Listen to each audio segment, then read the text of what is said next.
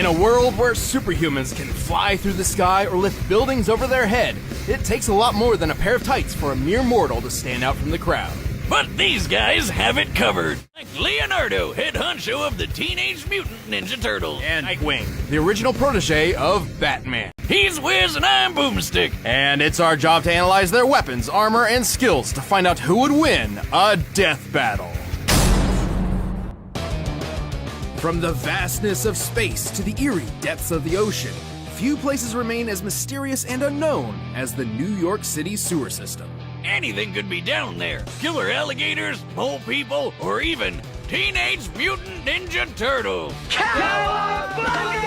Four ordinary domestic terrapins transformed into humanoid superheroes by a chance encounter with a canister of mysterious mutagenic ooze. They were adopted by an equally mutated rat skilled in martial arts who decided to name them after Renaissance artists. You know, even by comic book standards, this origin story is pretty freaking weird. Master Splinter trained them as ninja, and the group formed a daring crime-fighting team. But every team needs a leader.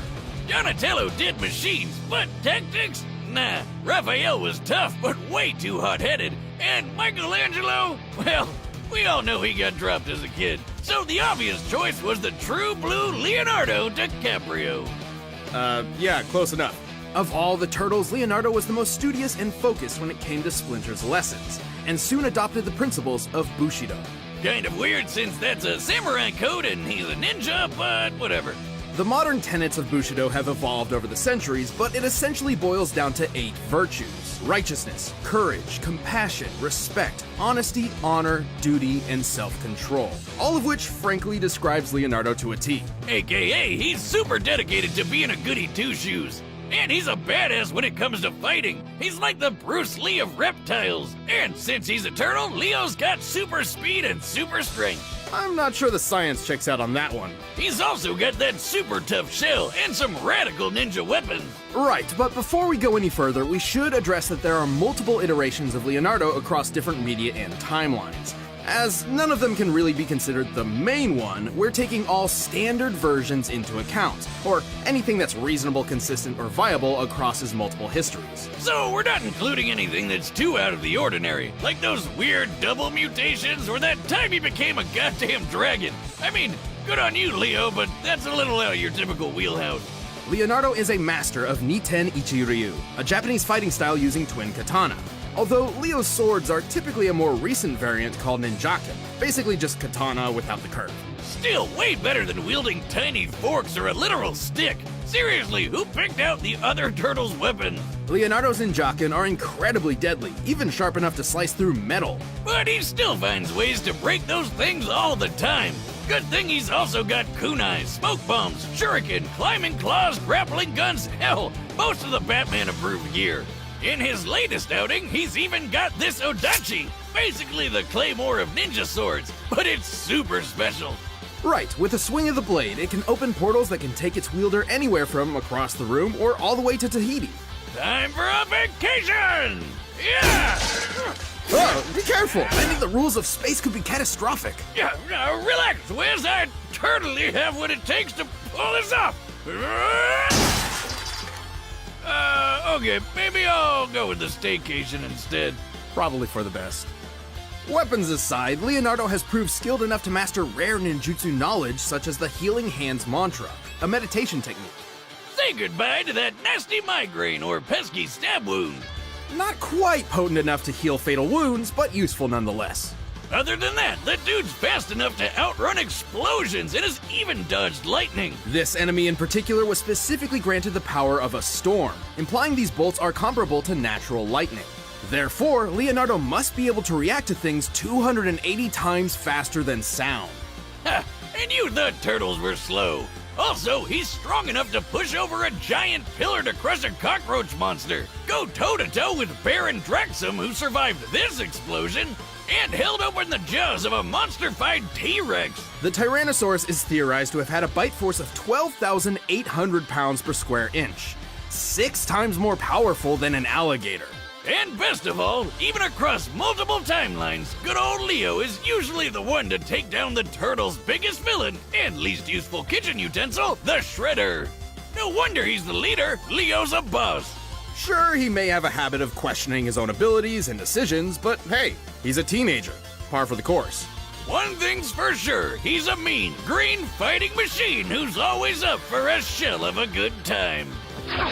Tastes cold steel! In modern times, the questionable whimsies of the circus are all but dead. And good riddance, because the world doesn't need any more clowns. Yet in its heyday, few performances could top the trapeze mastery of the Flying Graysons. Well, until a mobster cut their cord on life short. Literally. But they had a son, young yet just as talented as them. Orphaned and alone, all seemed hopeless for Dick Grayson. Until he scored the coolest foster dad in the frickin' universe, the goddamn Batman. And under the Cape Crusader, Dick wasn't just a son, he was a sidekick, a superhero. He was Robin. Until he wasn't. You got knocked the out, man! Robin spent many, many years kicking bad guys around the back alleys of Gotham City with his new dad. Who could forget the time he crushed Blockbuster under a truck, or when he whipped out that shark repellent? Never leave home without it, kids.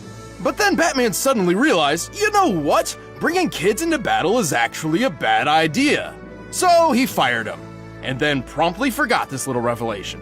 Holy time to update the resume, Batman. Probably for the best, though. I mean, come on! The kid didn't even have a proper pair of pants. What's your problem, Bruce? Whoa!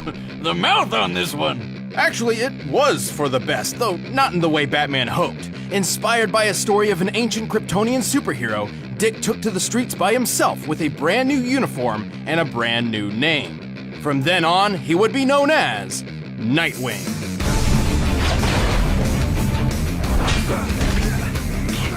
Gotta hand it to Bats. He sure knows how to mold a kid into a criminal-crushing machine. With expertise in taekwondo, ninjutsu, aikido, and a bunch of other styles, Nightwing is one of the finest martial artists in comic book history. No doubt helped by his world-class acrobatic skills. He is one of only 3 people on Earth who are capable of performing a quadruple flip. And between the fancy schooling he got at Hudson U and being a founding member of the Teen Titans, he's got brains and brawn. Plus a whole lot of weapons. Nightwing's suit is lightweight, bulletproof, and makes virtually no sound when moving. The blue colors even turn black while in the dark. His mask features a holographic UI, complete with night vision and a spectral analyzer. He's rocking utility belts on his wrists and ankles full of lockpicks, smoke pellets, and staples that are so strong they can support the weight of a freaking helicopter. He also carries a rebreather, grapple gun, and wingdings. That weird alien font with all the shapes? Oh, I'll figure out your secret one day, Wingdings. No, more like the Batarangs or thrown shurikens. The standard Wingdings are extremely sharp, but he also carries dulled, ultrasonic, and explosive variants. But let's get to the good stuff, like his 2 screaming sticks. Eskrima sticks. That are great for beating the shit out of people. And they'll be pretty shocked when they find out Nightwing has wired them with 50,000-volt tasers. Despite their falling out, Nightwing clearly remains inspired by the gadgets and skills of his baddie mentor, and he's put them to good use. He's strong enough to punch people through solid walls and smash through a sheet of ice from underwater and hold back the 19,000 pounds per square inch bite force of an orca. And while breaking a car window doesn't sound impressive, Nightwing's done so while the car was underwater and therefore pressurized. To pull this off, he needed to impact the glass with over 24,000 pounds per square inch. He's quick enough to dodge point-blank gunfire, skilled enough to leap through the city while blindfolded, and tough enough to survive falling off a building. Generally, any unsafe landing over 21 feet is guaranteed to break bone. And Nightwing dropped 140 feet onto his butt, and he was fine. And we've all fallen on our tailbone. That shit sucks. At one point, Nightwing spent 96 hours patrolling city streets looking for the criminal mastermind Two-Face, and an additional 5 or more hours collecting evidence. A 2010 study on sleep deprivation noted that 72 hours without sleep leads to a number of horrendous side effects, including hallucinations. But when it was time to leap between blimps hundreds of feet in the air and give Two-Face the beatdown he deserved, you couldn't even tell Nightwing was in desperate need of a nap. And don't forget, he was trained by the #1 detective in the world. He's good enough to solve a kidnapping with a single look at the scene of a crime. Even more impressive, he once performed a skydive at 930 miles per hour, which took all of 15 minutes. That puts his starting position around 25 miles high and free-falling faster than the speed of sound. For reference, real-life Austrian athlete Felix Baumgartner performed a similar great leap from 24 miles up, hitting a maximum speed over 800 miles per hour. To pull this off, he needed a specialized suit to protect him from the extreme cold, unfiltered sunlight, and lack of oxygen. One mistaken movement could have put him into a rapid spin, rendering him unconscious and causing his blood to boil. And Nightwing just did it without any of that. Damn! He's certainly tough, but he's had his fair share of losses. His scarred body is proof of that. And eventually, him and Bats finally made up. He even took up the cowl himself when Batman was out for a while. Nightwing is one superhero who will always come out on top, along with his partners, Jim and Juan. What? I mean, it's right here in the intern's notes. Who's Jim and Juan? Oh, that's the names these ladies gave his butt cheeks. Oh, well, guess you can't argue with the ass on that dick. Robin? I haven't used that name in a long time. Call me Nightwing. Bat and Star's set, and we've run the data through all possibilities. It's time for a death battle!